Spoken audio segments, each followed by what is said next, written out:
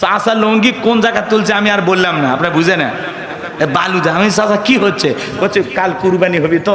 আমি করছি যে কাজে লুঙ্গি উপরে তুলছেন কুরবানি তো আপনি হয়ে যাবেন।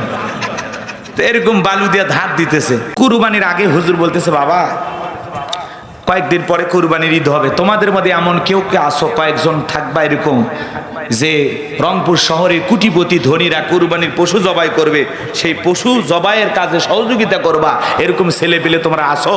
তো মাদ্রাসার মনে করেন 80 জন ছেলে হাত তুলে ওয়াদা দিল, হুজুর ঈদের ছুটিতে বাড়িতে যাব না, আমরা কুরবানির পশু জবাই করব, তাহলে তার বিনিময়ে কিছু হাদিয়াও পাবো, চামড়াটা মাদ্রাসায় দিবে। যদিও চামড়ার দাম একেবারে কমে গেছে, গরুর দাম 3 লাখ আর চামড়ার দাম 250 টাকা। ওরা মনে করেছে চামড়ার দাম কমায়া দেশের মাদ্রাসা বন্ধ করে দেবে। মনে রাখবেন এই দেশের মানুষের পকেটে পকেটে আল্লাহ টাকা রেখে দিয়েছে মাদ্রাসা চালানোর জন্য। চামড়ার দাম কমায়া মাদ্রাসা বন্ধ হয়েছে একটা, আরো বাড়ছে। কথা বলেন, সিন্ডিকেট করে ওরা মনে করছে চামড়ার টাকা তুলে হুজুরের মনে চলে, অত সহজ না। এদেশের মাদ্রাসা মসজিদ চালানোর জন্য প্রত্যেকটা মুমিনের পকেটে পকেটে আল্লাহ অ্যাকাউন্ট খুলে রাখছে, চাইলেই দেয়। এদের প্রত্যেকটা মাহফিল আশেপাশে 200-100 মাহফিল হয়, চাইলেই দেয়, 5 হোক 10 হোক 50 হোক সাধ্য অনুযায়ী দেয়, না করে না। আল্লাহ আপনাদের হায়াত দান করুন, আপনারা এইভাবে মুক্ত হস্তে হাতকে প্রসারিত করে দান করে যান, আল্লাহ কবুল করেন। জোরে বলেন আমিন। লম্বা হবে, লম্বা করবো না, সংক্ষিপ্ত কথা শুনে যান। 80টা ছেলে, হুজুর বলতেছে বাবা খালি হাতে তার গরু জবাই করা যাবে না, জবাই করতে লাগে কি? সোরা, সোরা না, সোরা, ছুরি, চাকু, আপনারা কি বলেন এগুলোই তো। তো ধরেন চাকু, 80টা চাকু কামারের কাছ থেকে অর্ডার দেয় ঈদের আগের দিন, কুরবানির ঈদের আগের দিন। হুজুর বলতেছে বাবা কে কোন চাকুটা নিবা, নিয়ে একটু কি দাও, ধার দাও। আপনারা দেন না চাচা? বালু টালু নিয়ে একেবারে লঙ্গি উপরে তুলে বসে। হ্যাঁ, এক মুরব্বী বাপরে বাপ, চাচা লঙ্গি কোন জায়গা তুলছে আমি আর বললাম না, আপনার বুঝে না বালুদা। আমি চাচা কি হচ্ছে? বলছে কাল কুরবানি হবি তো। আমি করছি যে কাজে লঙ্গি উপরে তুলছেন কুরবানি তো আপনি হয়ে যাবেন। তো এরকম বালু দিয়ে ধার দিতেছে। এলাকার কিছু তেলা গোয়েন্দার থাকে না, যারা হুজুর আলেম ওলামা মসজিদ মাদ্রাসা সহ্য করে না, এরকম একটা হাইব্রিড শয়তান খবর পাইয়া একেবারে থানায় যা খবর দিয়েছে যে অমুক মাদ্রাসায় জঙ্গিদের বিশাল আস্তানা, বিশাল ঘাঁটি, অস্ত্রের ঝনঝনানি, চোখের সামনে আমি ট্রেনিং চলতেছে দেখে আসলাম।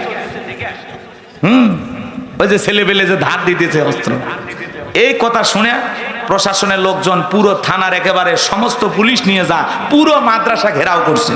ঘেরাও করে ভিতরে ঢুকে মুহতামিম হোসেন, হুজুর গোপন তথ্যের ভিত্তিতে সংবাদ পাইয়াছি এখানে নাকি জঙ্গিদের বিশাল ঘাঁটি, বিশাল আস্তানা। কথা কন। হুজুর বলতেছে না এই মাদ্রাসায় কোনো জঙ্গি নাই।